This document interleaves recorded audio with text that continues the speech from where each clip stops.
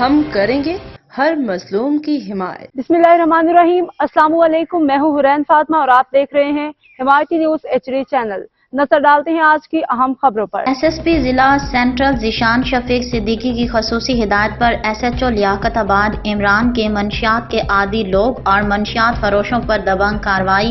List के 5 मुल्ज़मान गिरफ्तार। Central chairman of Pakistan Malik Bilal Khan की खसूसी हिदायत पर ANC director of Pakistan Yunus Amin भी ऑपरेशन में मौजूद।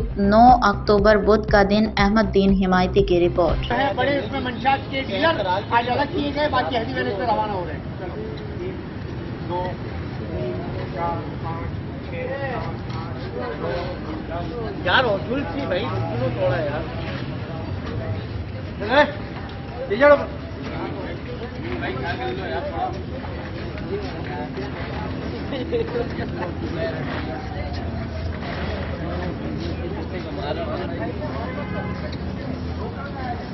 ये गोल लेटा हुआ अंदर, ये घड़ने वाला वो लेटा हुआ।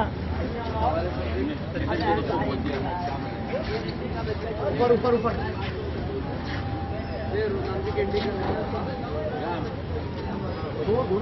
कौन लेके जा रहा है?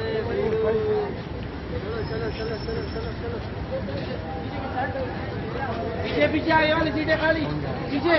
चारों झुलते हैं, इस तरह दो उस तरह हो गए हैं।